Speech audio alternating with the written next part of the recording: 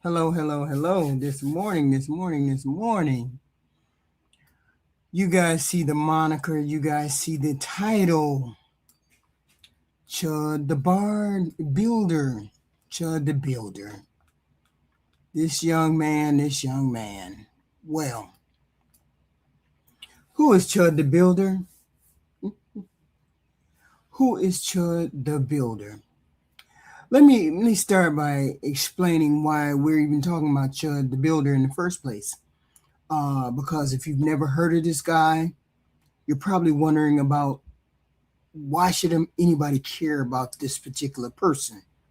Okay, Chud wasn't famous because he was a great entertainer or anything like that, a comedian, a particularly insightful person.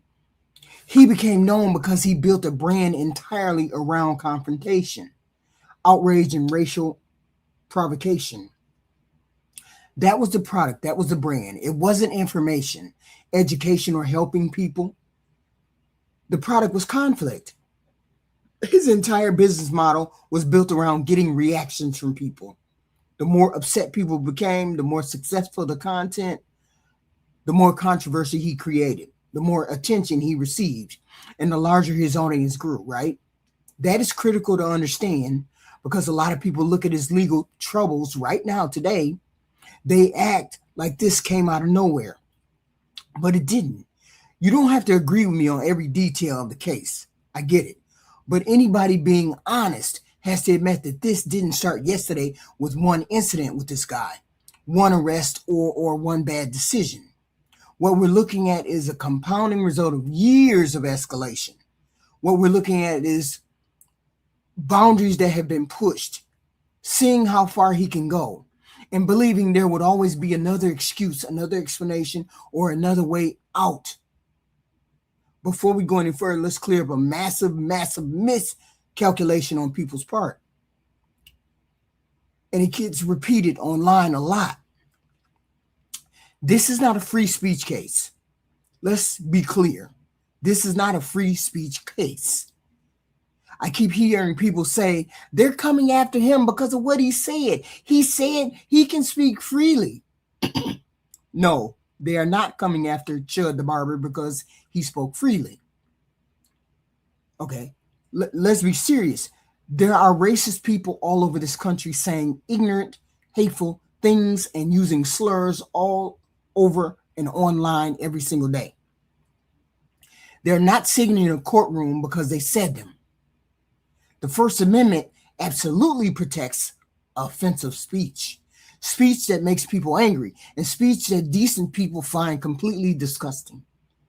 That is exactly how free speech works.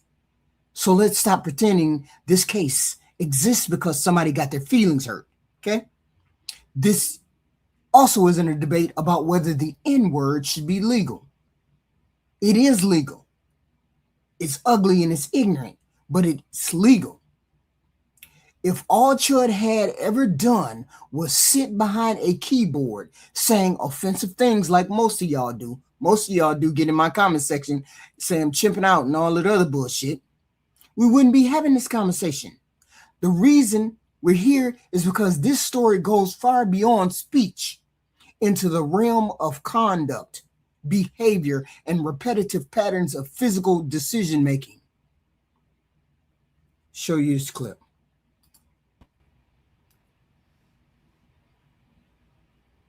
Your Honor mentioned criminal homicide. I thought that was attempted. Did I say homicide? I meant to say attempted criminal homicide if I didn't. Okay, understood. I thought I did, but that's still an A felony. Yes, sir. Okay.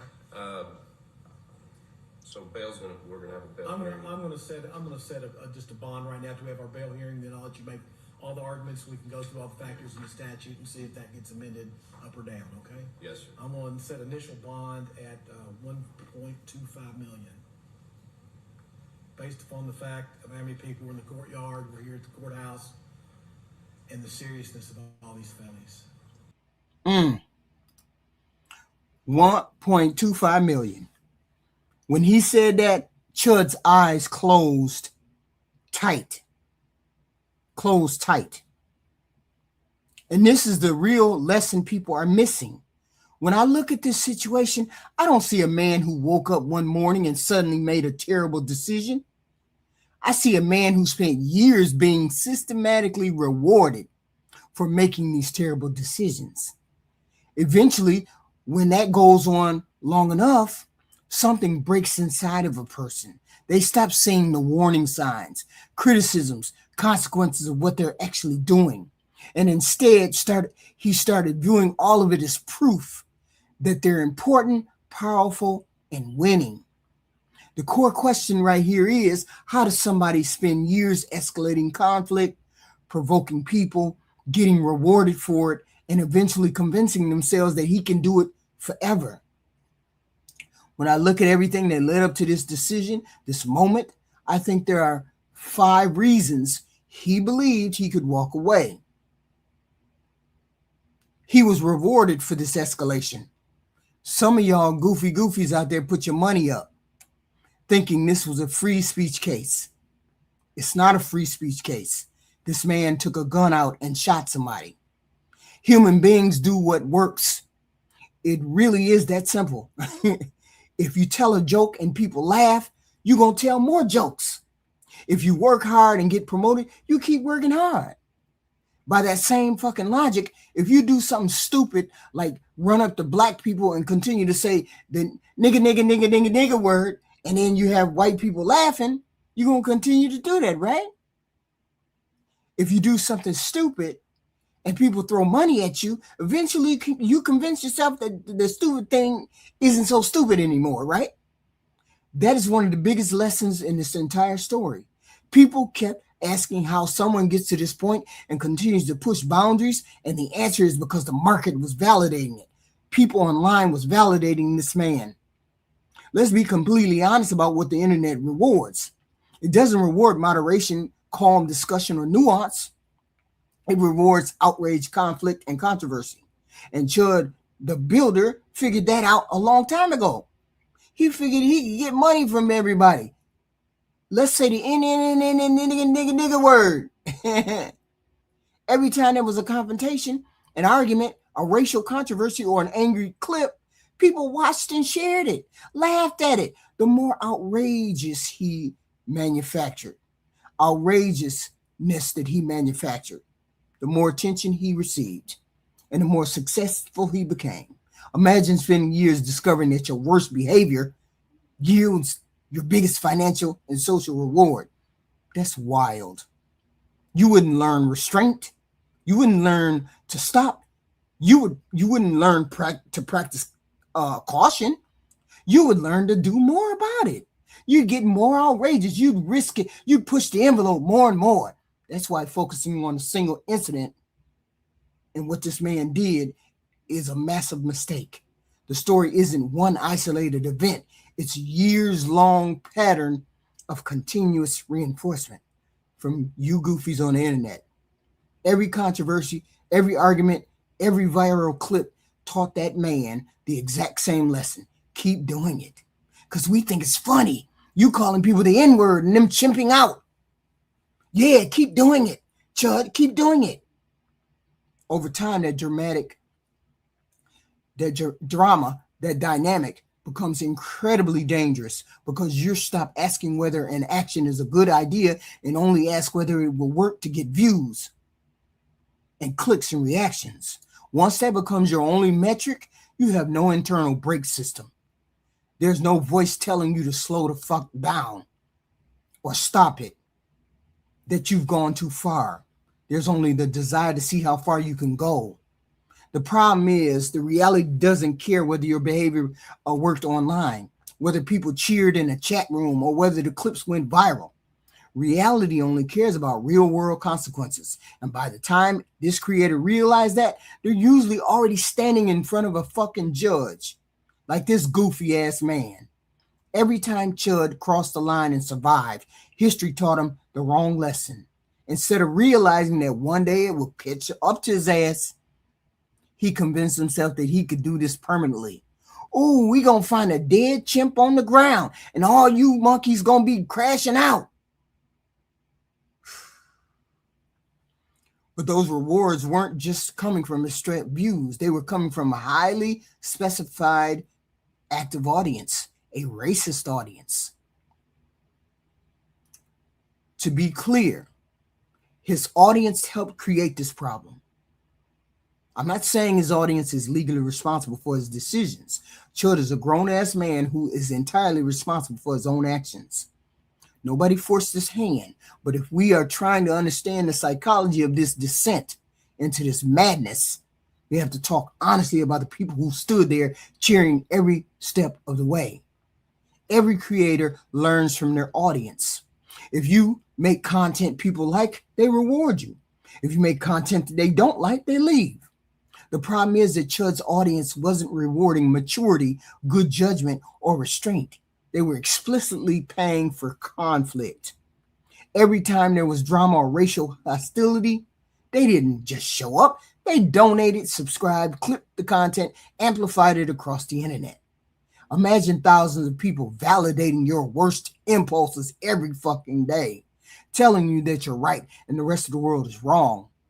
Validation is one of the most powerful drugs on this planet, and people will destroy relationships, careers, lives just to keep getting it. This goofy right here. Chud's audience helped construct a completely distorted view of reality, where every piece of criticism was twisted into confirmation. If people agreed with him, he was right. If people criticized him or tried to hold him accountable, it was just proof that he was over the target. He was right. He was correct. They were just chimping out. Eventually, an echo chamber like that destroys any mechanism you have for self-correction. The audience stops helping you grow and instead locks you in a cycle of perpetual escalation. Followers don't automatically make you powerful. They can just as easily make you entirely delusional. After years of being told he was a brave truth teller. Yes, the N-word ain't illegal. It ain't illegal to say the N-word, nigga, nigga, nigga, nigga, nigga. It ain't illegal. He probably never felt more powerful in all his days. Once you start believing you have that kind of power, you stop seeing the limits and you start believing the rules simply don't apply to you. Let me play this clip. Influencer Chud the Builder will remain behind bars, accused of attempted murder and linked to dozens of violent videos online. Good evening and welcome to News 2 at 5. I'm Bob Mueller. Sorry about that. Keep going. Dalton Etherly, better known as Chud the Builder, enters a Davidson County courtroom Wednesday. The social media influencer facing charges in Nashville after he refused to stop live streaming inside a restaurant at the Omni Hotel and then refused to pay. But the hearing today mostly focused on a separate case in Montgomery County. Prosecutors played videos and reviewed social media posts made by Etherly, posted before the shooting outside the Montgomery County courthouse. They were racist and violent. So even social media would recognize what he's saying is improper. Yes, sir. And improper is a nice word, correct? Yes. All right. Etherly is charged with attempted murder in that case. Etherly's attorney argued the court should consider threats his client receives online. Mr. Etherly has made complaints about people making threats to him, correct? In fact, to the local sheriff, well, I say local, we're in Davidson County, but to the Montgomery County Sheriff's Department, he's made several complaints, including people threatening to chop his infant son's head off. In the end, the judge sided with prosecutors and revoked Etherly's Davidson County bond, citing concerns about the violent social media posts. Etherly's attorney filed a motion to dismiss the charges in Nashville, but that was not addressed today. Mr. Etherly is looking at being held without bond on misdemeanors that he ought to have been cited for. And he's charged with a resisting arrest that I think even the state would capitulate as improper. His next court appearance in Davidson County is set for June 25th. Your life ruined. Your life ruined. The internet made him feel powerful. This was another one of the reasons why he thought he could get away with it. There's a massive psychological difference between having an audience and actually feeling powerful. Plenty of people have followers and subscribers without believing they're totally and completely untouchable. But in Chud's case, every ugly thought was agreed with, every racist joke was laughed at, every boundary crossed was celebrated as an act of bravery.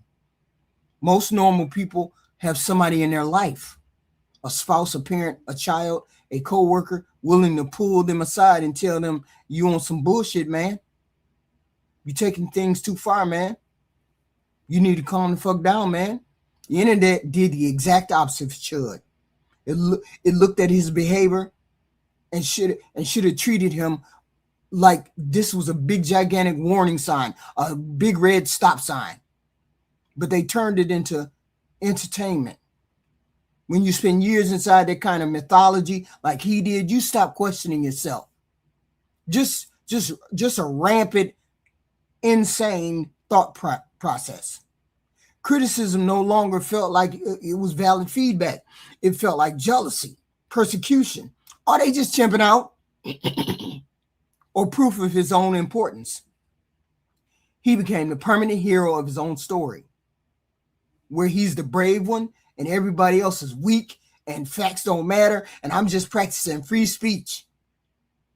The internet lied to this man. It told him he was smarter, more important, more powerful than he actually was. And for the first time in his life, he probably believed it. I mean, my understanding is he live in a trailer park, don't have a job, can't see his kid. They finna change the name of his kid, can't keep a job. This is part of some of the mental illness that some of these people have. But feeling powerful and being powerful are two totally, completely different things. And this false sense of invincibility led directly to his next major mistake, the belief that the legal system itself would act as his personal shield. He thought the law would protect him. When someone convinces themselves that they're untouchable and smarter than anybody else, they inevitably start looking for legal justification to validate whatever they want to do. In this story, the justification was a deeply flawed, weaponized understanding of self-defense. Let's be clear. Self-defense is a completely real, legal, recognized right meant to act as a last resort shield when trouble finds you and you're left with no other choice. The danger arises when people stop treating self-defense as a shield and start treating it as a premeditated strategy, which this goofy person did.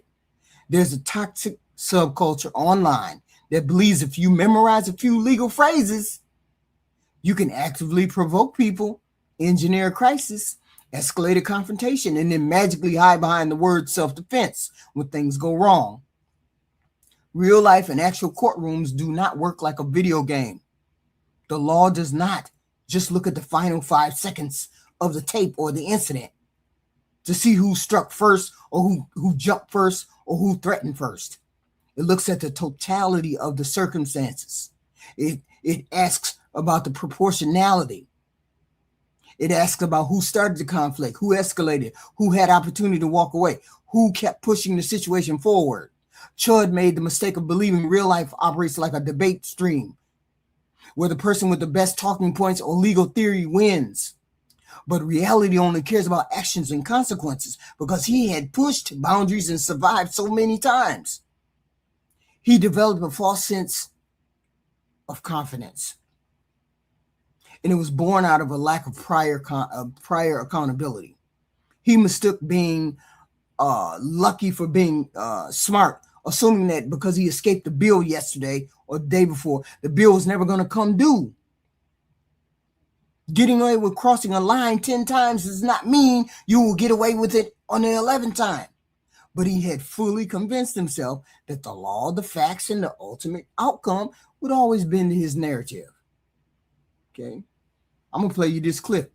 Listen to him in his own A words. live streamer known for posting racist videos is in custody after he said he shot a man after a confrontation in front of a Tennessee courthouse, authorities said.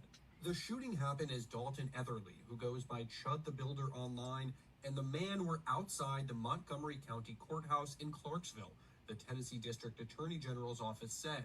Both men were taken for medical treatment.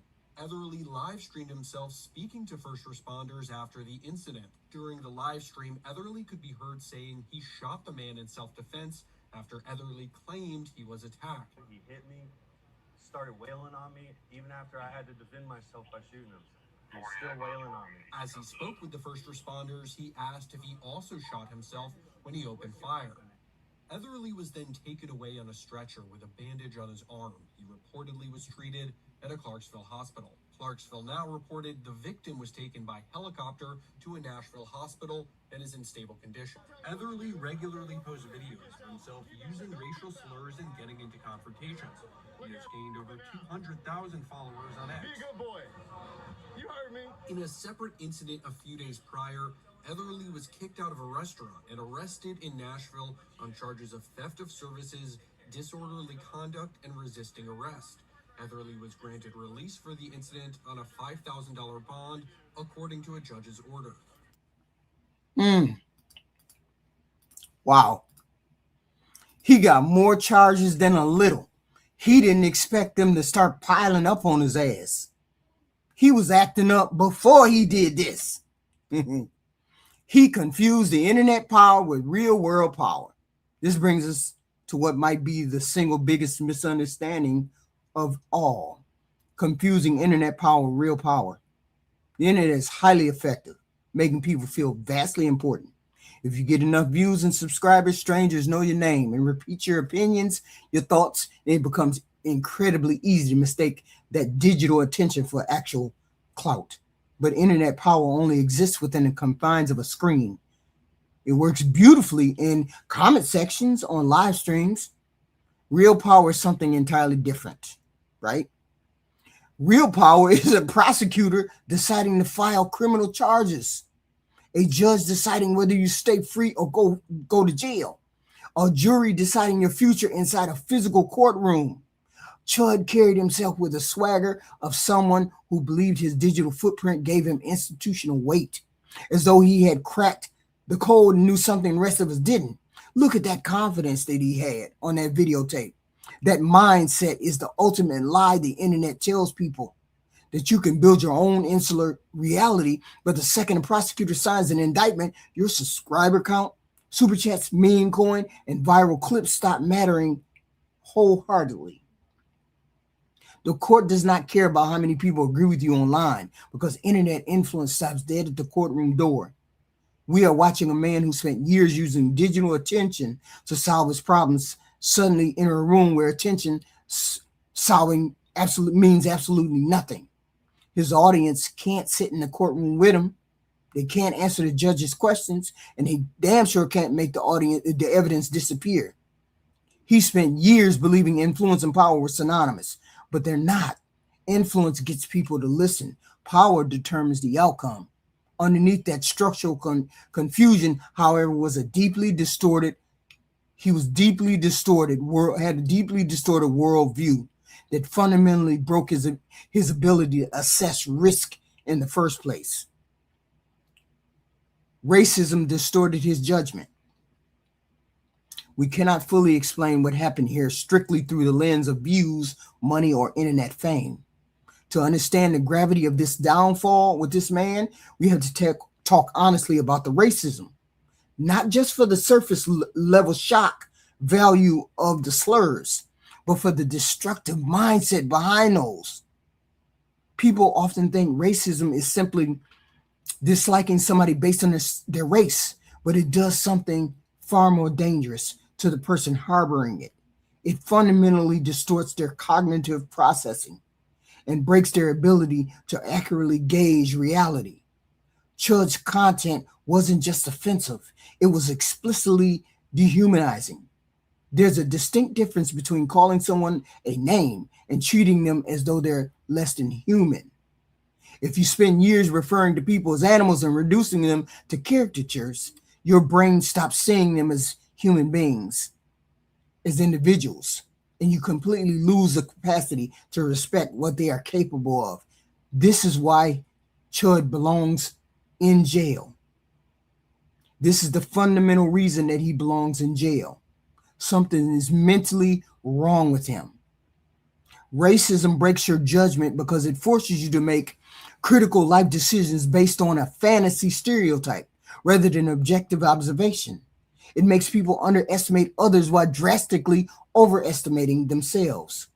Chud's worldview convinced him that the people he targeted were weak, predictable, and wouldn't fight back or utilize the legal system against him. He assumed consequences were less likely because he had convinced himself that the people he was targeting didn't matter. That brand of arrogance makes a person incredibly careless. You stop seeing risk, you stop being thoughtful, and you assume you're always the smartest person in the room.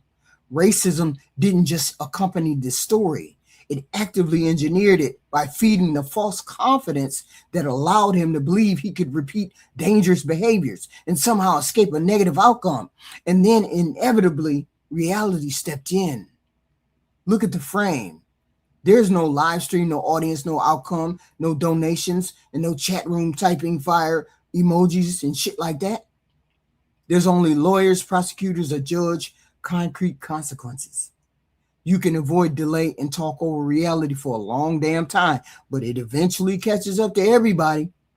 This is the exact moment where years of validation, escalation, arrogance, and bad lessons in behavior completely collide with a system that couldn't give a damn about internet mythology. Let me play this last clip. Staff asked him not to, then refused to pay. Etherly also faces separate felony charges in Montgomery County for a shooting investigation. During Etherly's court appearance, one investigator on the stand recalled the shooting. Shots are shown to be fired prior to them hitting the ground. Shots are being shown to have been fired prior to that? Yes. And how? Oh, okay. So look, bro, if that's true, and that's a cop saying that, this isn't a he said, she said, we on stream, oh, he said this. And I said to you guys in a previous video about this, I said, Chud live streams everything. Why isn't the clip from this live stream circulating? Why don't we have it? Why was it, has it been swept under the rug? And I did say, I speculated in a previous video, probably the reason we haven't seen that clip from the live stream where the shooting went down is because perhaps it doesn't look too good on old Chud. And he's the one that's in control of his live stream. He live streaming all day long, 24/7. But this one clip that we want, we're in a clipping era. Why haven't we got the clip where we actually want of this altercation actually starting? It's nowhere to be seen. It's very suspicious. And now we're hearing from the cops themselves, from the investigators, they saying the shots was fired before the physical confrontation had actually gone down. Let's hear it again. Let's just rewind it one more time, okay? Let's rewind it one more time. The investigator on the stand recalled the shooting. Shots were shown to be fired prior to them hitting the ground. Shots were shown to be fired prior to them hitting the ground. Okay, not sounding too good. Shots are being shown to have been fired prior to that? Yes. And how do we know that? I can see, or in the courthouse video, it shows the casing ejecting from the firearm. It also shows the ricochet off the concrete plank. The footage is so good that the investigators can see the shell casing popping off the firearm. You can see the shell casing. This ain't that grainy footage from across the street where they're already on the ground wrestling. They've got courthouse, probably surveillance. You think a courthouse has good cameras? You think the courthouse, maybe somebody along the line thought, let's have good security at the courthouse and have good cameras where we can see everything going on. He's saying he can see the shell casing popping out of the pistol and he can see the bullet ricocheting off the concrete. Finished. Over with. Cooked, sauteed, fried, deep fried, air fried, all of the different types of trifection oven with 3 kinds of heat he's cooked. So Then refused to pay. If you didn't understand what he was saying is Chud the Builder was trying to call self-defense. And Chud the Builder shot before the man even got to him. So Chud the Builder is charged with attempted murder. You see where his blatant hatred of a race has gotten him, where the blatant hatred has gotten him put into prison, jail. 9 times out of 10, he gonna do some time. You can best believe that. He got the bond revoked. He had $1 million bond. Now he got the bond revoked. Can't those 10 bondsmen ain't finna get you out of jail now, my brother. Because you're a danger to society. You pulled a gun out in the front of a courthouse. It was just eating you so bad. You hated that black man so bad, you pulled a gun out in front of the courthouse.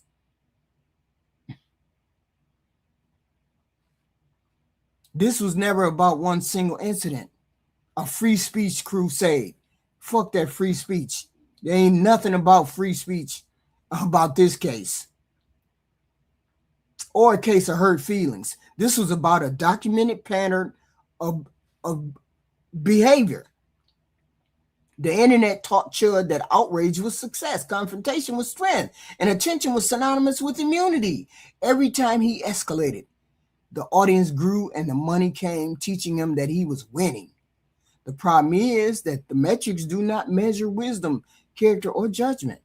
All of the factors we've laid out. The rewards for escalation, audience reinforcement, the legal fantasies, the confusion of digital clout with institutional power, and the racial arrogance. Racial arrogance are not separate stories. They're interlocking pieces of an exact same trap. With each bad decision making, the next one significantly easier until he was completely insulated from reality. What a figure like this needs is not vengeance, internet mobs, or performative cancellations. They need sober, quiet accountability. Accountability is one of the few things left in this world that is entirely indifferent to your subscriber count or your reputation online. It simply asks one question. What did you do, Chud the Builder? This story resonates because Chud is not unique. The internet is flooded with people being rewarded for their worst impulses, making mistakes on camera, looking for approval, and living inside echo chambers where self-reflection is replaced by applause. Most of them will never end up in a courtroom. Most won't. But Chud the Builder, a screw is loose. To me, a screw is loose somewhere, somehow. Okay? Most of them people will never be in court, but the underlying danger is identical. Eventually, every person reaches a point where excuses stop working and the audience can't save them. This is where Chud the Builder is. When that moment arrives, all you're left with are the physical choices you made. And Chud the Builder decided that he was going to pull out his gun. And they have documented proof. They have documented proof that he meant to kill someone. They have documented proof of him saying it's going to end with a black person on the ground dead and me walking away. Chud, you're not going to walk away. He said that. He has been documenting his escalation, and he is a danger to society. If there's one definitive takeaway from this entire thing, is this: be incredibly careful when people start rewarding your worst behaviors. And be terrified when applause replaces self-reflection. Sometimes the people cheering the loudest are simply guiding you straight towards a cliff, like they did Chud the Barber. And by the time you realize it, they aren't falling with you. They're just watching you go over the cliff, go over the edge.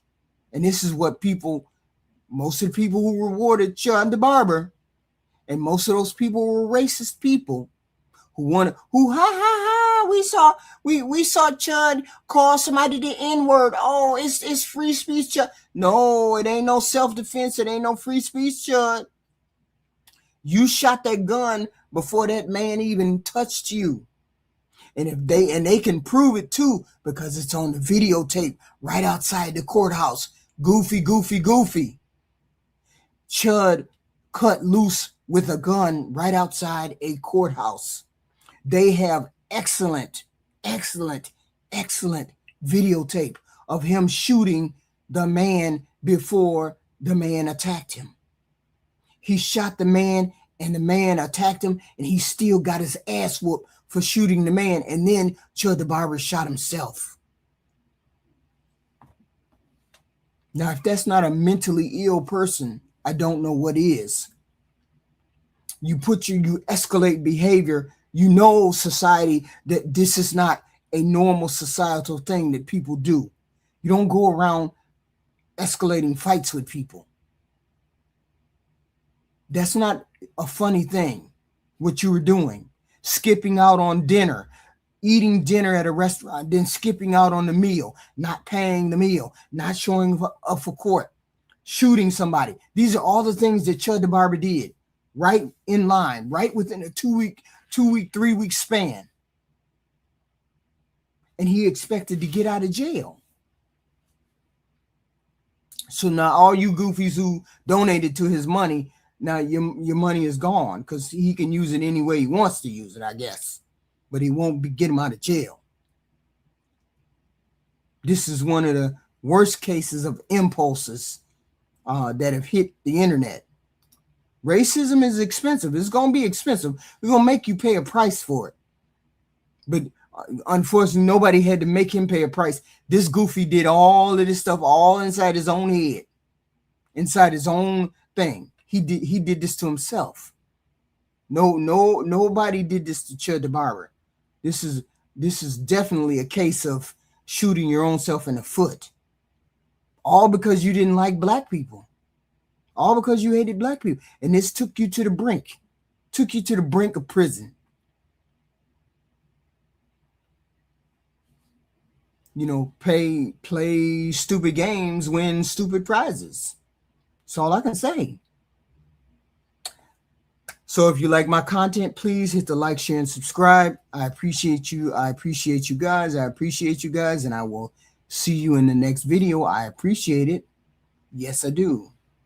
I appreciate you. Thank you.